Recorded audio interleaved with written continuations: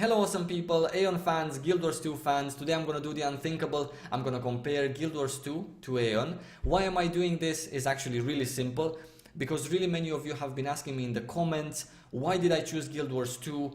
Why didn't I go to Terra? Some of you have been suggesting me to go to World of Warcraft or Revelations. We're gonna talk about, these other games that I didn't choose, because obviously I chose Guild Wars 2. We're gonna talk about them at the end, yeah? But in the video, the main topic is gonna be comparing these two games.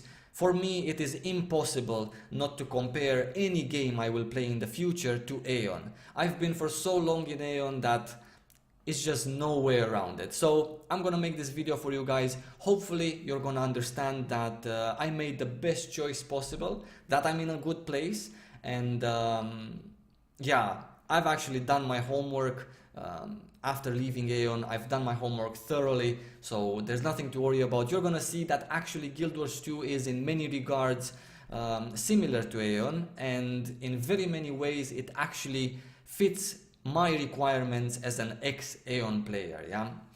Nice. We're gonna split this video into 3 separate topics that I wanna talk to you guys about. We're gonna talk about general stuff about both games, we're gonna talk about PvP, and we're gonna talk about PvE, yeah? Let's do it in that order. I have my notes ready because there was many things to cover and I didn't really want to forget anything, so please forgive me if I'm gonna sometimes read from the other screen, yeah? Before we get going, one fast question to you guys. When I do these talking videos in which there's no real gameplay needed, do you prefer to see my handsome face on the big screen, or do you prefer to see just a random Guild Wars 2 screen? Tell me in the comments below. I'm really interested. For now, we're gonna leave it like this because yeah, there's just talking involved, yeah? Alright, so let's get into some general stuff, yeah? The communities in both games are amazing. I mean, Guild Wars 2 community is completely different than AION community. It's a lot more sensitive and a lot more helpful, but that's just because of how the game is designed in general. In AION we have 2 factions. People are a lot more snappy, a lot more competitive, a lot more demanding in terms of groups, in terms of who they play with, etc, etc. In Guild Wars 2 people are extremely helpful, extremely friendly, and by that I mean to the absurd degree. In AION, not so much. Here in Guild Wars, people notice when you're dead, they rest you. In AION, they just pass you by because, there's that Helios there, you need to kill it. So that's the difference in between the 2 communities, yeah? But I appreciate both. I mean, I love my AION people. I just love them.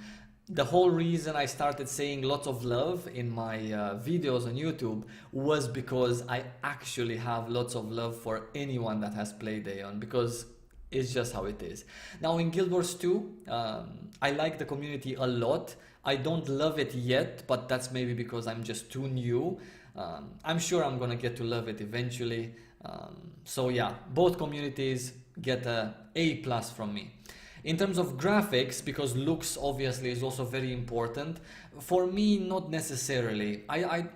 Guild Wars and AION are completely different in terms of looks, yeah? They're 2 different games. One of them is more to the Asian side, sounds like that in game. You can have a Korean sound pack if you want. However, in Guild Wars there's no such thing. There's no Asian influence in terms of sounds nor looks. It's more of a Western looking game, yeah? I don't mind either. As I said, I'm not really a big fan of animes. I'm not necessarily a huge fan of Asian civilizations and, way of life and stuff like that. So for me, graphic wise, Guild Wars 2 looks better than AION does. But maybe that's because it has the advantage of being a newer game than AION. Maybe on a better engine, it just looks better overall. It runs smoother, it loads faster, and all of that good jazz. Whenever you're in a dungeon and you disconnect, you don't have any problems in Guild Wars coming back right away, like in a minute. Same was in Wildstar, yeah? However, in AION, you kinda need to wait 5 minutes till you can go back inside, and that's a big no-no in PvP. and sometimes in PvE as well if you're doing some endgame competitive stuff, yeah. Other than that, also under general, I would like to talk about classes, races, faction, and character development, yeah, in terms of what tools do you have for your character, how do you develop it, how do you grow. In AION, there are 2 factions. In Guild Wars, there are no factions and many races. I would have to say that, again, I'm gonna put both of these games on equal terms here, because I really don't mind having 2 factions. I like having 2 factions. I loved it in AION and how it actually worked. It gives more of a competitive spirit to the game. It gives more of bonding feeling with your own faction. However much you fight, at the end of the day you fight the same siege against the same enemy, and you know that's the other faction. So you get to forget and forgive the people you play with. Here in Guild Wars, there are many races.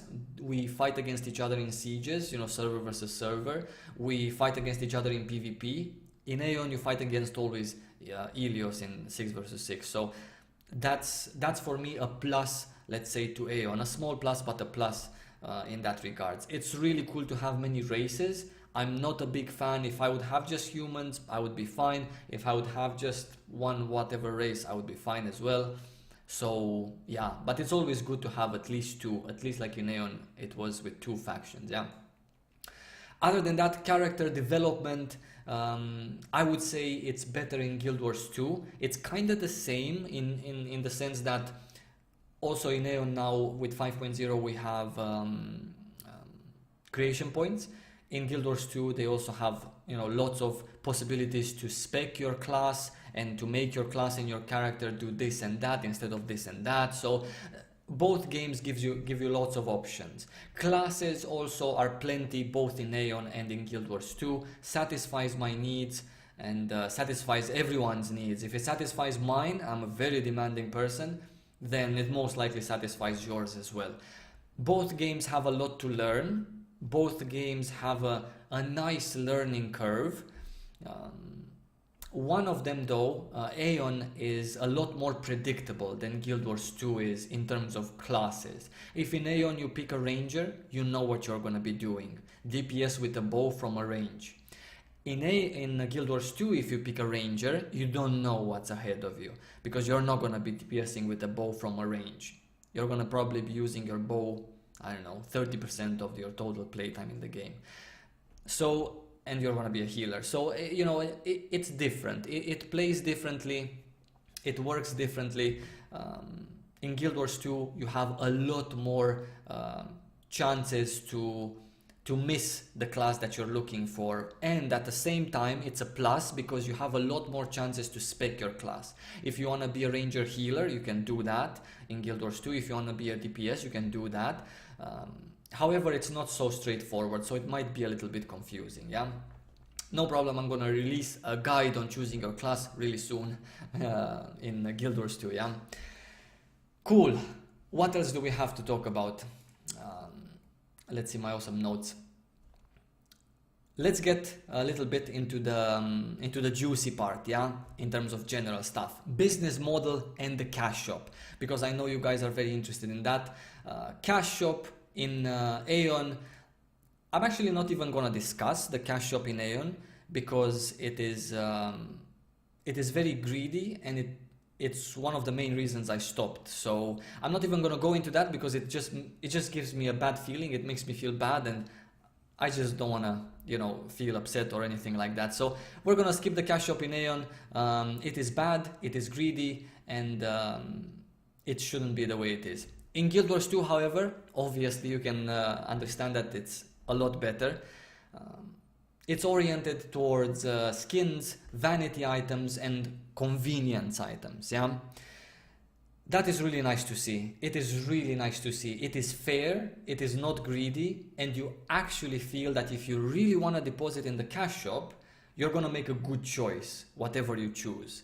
So it's quite refreshing for a change to play a game that the company thanks you and not the other way around, you know, and that you're not forced to deposit anything in the cash shop. Like literally, you're not forced to spend a single dime in order to have anything. In terms of business model, Guild Wars 2 works with expansions. So basically you get the game, and then if you add an expansion, you're going to have access to everything in the game basically. I have done the same. I got the game. I think I got it as a present, and I just bought my own expansion. The expansion was 15 euros. I got it from a shop in town. I don't live in the US, so it's not like I have a million choices and you don't. You probably have shops that sell it as well. 15 euros it cost me, and I'm super satisfied. I don't need to get anything else in order to have all the advantages that the game offers. Yeah.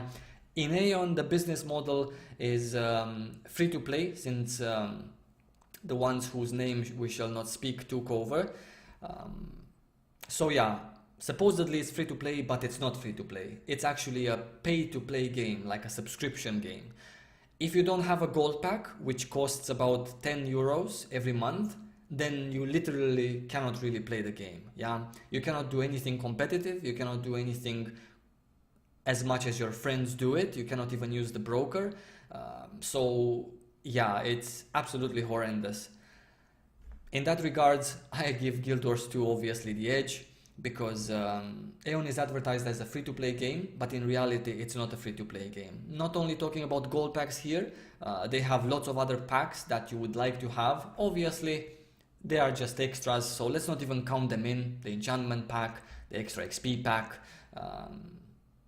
let's just count in the gold pack, which still 10 euros every month. Basically in 2 months of playing AION, you would have spent more than in a couple of years of playing Guild Wars 2. And that's just how it is. Yeah, cool. What else are we gonna talk in terms of general things? We talked about graphics, we talked about business model, we talked about the cash shops. I didn't get into very many details. I'm probably gonna release lots of videos about Guild Wars 2 in detail about every single thing. You're gonna see the cash shop as well in detail, and every other thing that we talked about. Let's just keep it nice and simple. One other very important thing that I want to talk about is the combat. Combat in Guild Wars 2 is an action combat, so obviously you can imagine it's a lot more fun than a tab targeting game. However, I will say this: if you prefer tab targeting games, then AION is a perfect tab targeting game. Same as Guild Wars is a perfect action combat game because it feels fluent, it feels responsive, the same way AION feels as a tab targeting game. Obviously in action combat games you cannot feel lag and stuff like that, so you know they have made it that way. In AION there is lag, there is a need for all sorts of software and stuff, and yeah, it does feel dull at times because it's not action combat. But if you don't necessarily like action combat games, then definitely AION is a top-notch choice, because in terms of tab targeting it's amazing. Guild Wars 2 is an action combat. I'm having a lot of fun with Guild Wars 2 combat system. I had a lot of fun with Terra's combat system as well, and I can say that Terra's combat system is almost as good as Guild Wars 2 combat system, with the exception that Terra 1 feels a little bit, just a teensy bit more clunky, and that's it. Just Guild Wars 2 feels more responsive and fluent than Terra does in terms of action combat. So that's a really, really big part of the game, right? Because I didn't choose Guild Wars 2 because of action combat. I would have been fine with a tab targeting Guild Wars 2 as well, but it's a big part, and all the mechanics, all the classes, all the bosses, we're going to talk about that in the PvE section, are, you know, revolving around the action combat. So that's awesome. One other thing in regards to the combat system, each of these games has their own unique combat mode. In AION you can have flying combat, and in Guild Wars you can have underwater combat. Both of these, flying and underwater, are done to perfection in terms of MMORPGs. So the underwater combat in Guild Wars 2 is amazing, the flying combat in AION is amazing. Now, you're not gonna encounter neither of them more than 10% of your total playtime in your lifetime, because there's not a focus in AION on flying combat, and there's not a focus in Guild Wars 2 on underwater combat. They are there, they are nice, but you're just not gonna do them, neither of them, because their time has passed, or it's just not something that's as cool as land combat. And I would have to agree with that. Neither flying combat nor underwater combat is as cool as land combat in AION or land combat in Guild Wars 2, and that's just how it is. Finally, we're reaching the good part. Let's talk about PvP. PvP was super important for me to find in the way that I wanted to find it, because I come from AION, it's all about sieging and PvPing, right? So there is lots of PvP in Guild Wars 2, and it's extremely awesome to do. Now, let me tell you the differences in between Guild Wars 2 PvP and AION PvP, because my god, there's many.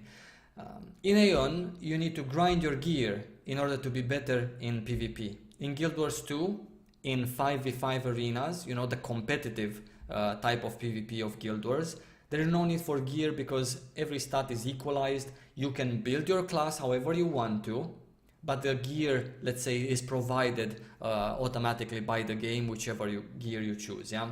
Now, this has pluses and minuses. Both systems have pluses and minuses. The AION system has a very big minus in the sense that you need gear, because without gear, no good group takes you, and you're never gonna beat any good player or any geared player. And that's just the gist of it.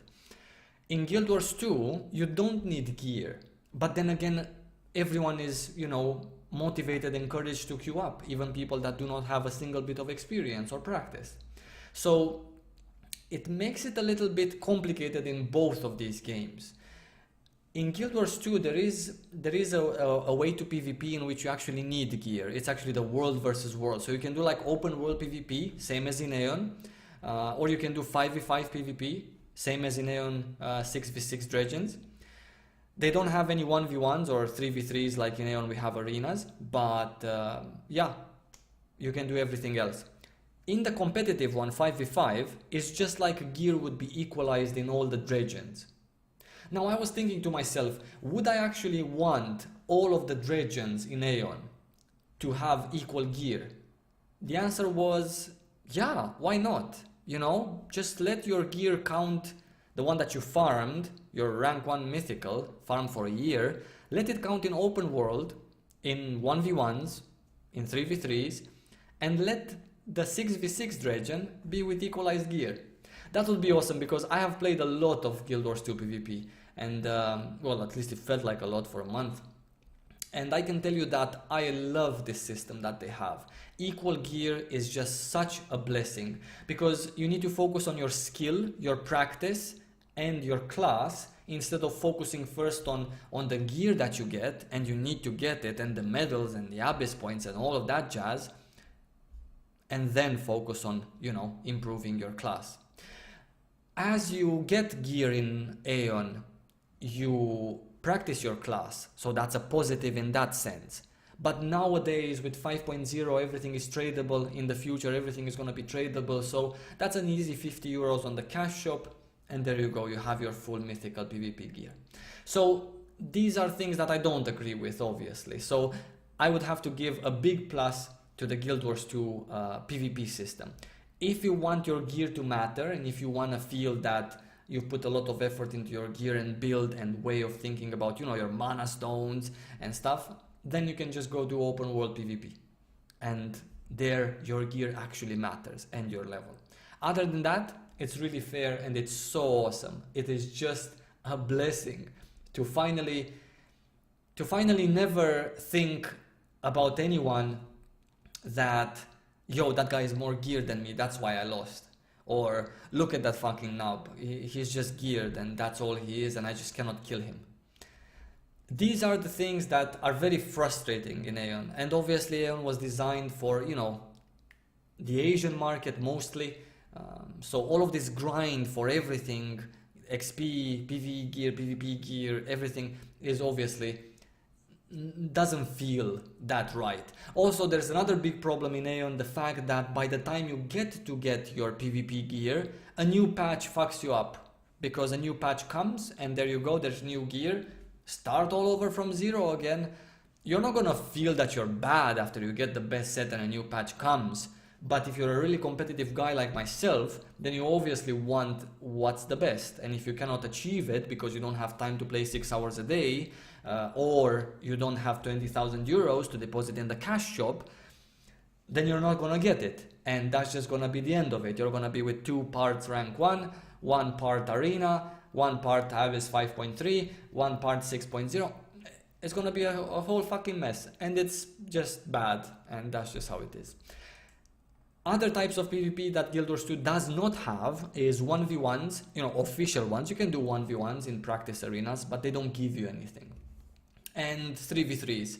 I'm not gonna call the 8-man random PvP in AION as PvP, because that's just bullshit. But yeah, they're missing 1v1s and 3v3s. Let's see. What else do we have to talk in terms of PvP? PvP is really rewarding. You can get all of your PvE gear if you choose by doing PvP. You can get lots of money, and listen, I mean literally, you can actually get lots of money by doing PvP. Like for real. You can level up from 1 to max level 80 by doing PvP. Now, every game is advertised that you can level up in PvP, make money in PvP. In AION, for 5 years, it was not possible to make any money in PvP, and it was definitely not possible to level up in any way from PvP. In Guild Wars 2, you actually level up with PvP from 1 to 80 in about 1 week of hardcore PvPing. And that's just how it is. I did it myself on half of my characters.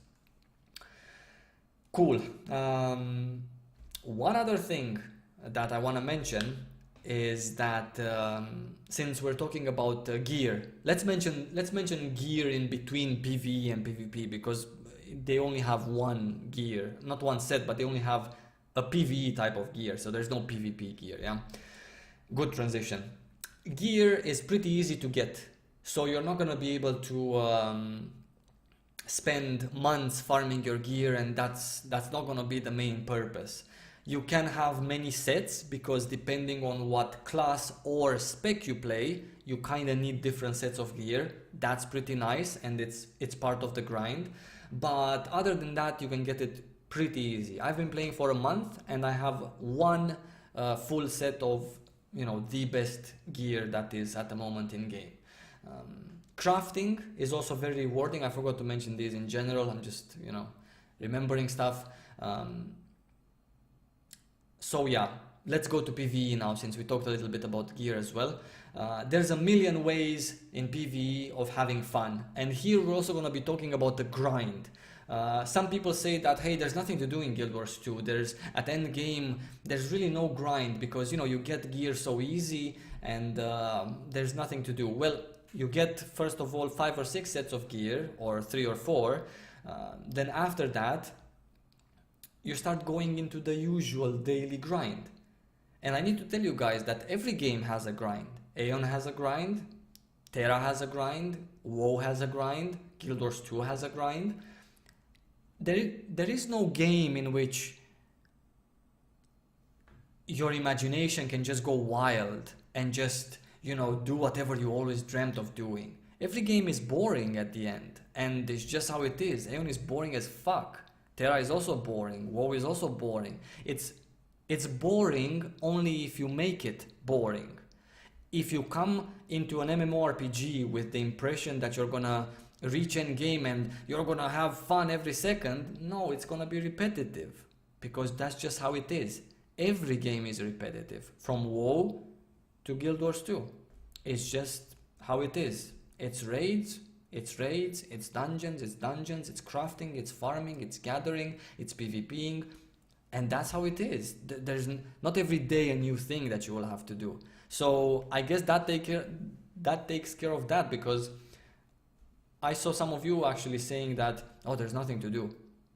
And what? In WoW there is something to do? In Guild Wars 2 there is something to do? What is there to do? Eventually, if you're a really good WoW player, you're gonna have everything. You're gonna be, full raid gear with artifact power unlocked max, and that's it. And that's gonna be a couple of months. If you're a really good Guild Wars 2 player, same. If you're a really good AION player, same. You don't need any PvE in AION. What's there to do in PvE? Why do you do it? So you can get some money, so you can enchant your PvP gear, right? Well, the same thing goes here in Guild Wars 2. You do PvE so you can get money. What you do with money is different than what you do in AION. But still, it's the same thing. So I hope you understand, guys. Yeah, there is grind. If you want grind, there is grind. If you don't want grind and you want to complain, there's no grind in any game. And everything is boring because only switching games might, give you some satisfaction in that case. They have lots of dungeons. They have the better version of dungeons in Guild Wars 2, which are called fractals, are a little bit harder than dungeons. They have all sorts of levels of fractals, from 1 to 100, so you can, go in those. They have raids, 15-man raids. They have also that. And everything else that AION has as well. AION also has dungeons, and they don't have raids anymore, but sometimes they have raids, sometimes they don't. It's just how, NCSoft from Korea adds it as they please. Makarna was a raid, for example. So yeah, it's the same thing in both games, absolutely the same. PvE is extremely satisfying in Guild Wars 2. PvE is extremely satisfying in AION as well, at least that's how I felt. And I enjoy doing it in both. It keeps you more on your toes in Guild Wars 2. Guild Wars 2 PvE is a lot easier than Wildstar PvE, if you have played Wildstar. I cannot compare the hardness of Guild Wars 2 PvE with the hardness of AION PvE because it's completely different. One is action combat, one is just static. I guess they're both the same hard because PvE in AION was never actually hard. It just, required you to have gear specifically designed for PvP, for PvE, which not many people had. That's why it seemed hard. But other than that, it's just simple tactics. If you're good, it's easy. If you're bad, it's hard. It's just how it is. That's about it, guys. I have done the impossible, compared the two games. I just wanted to make this one also because I want you to know that I'm in a good place. I want you to know that I'm really happy actually to be here. And everything else in detail I'm gonna make in other videos. From now on, gonna be lots of Guild Wars 2 videos. And yeah, I just wanted to say that I love you guys. Stay tuned, don't forget to subscribe, and see you really soon in my next video.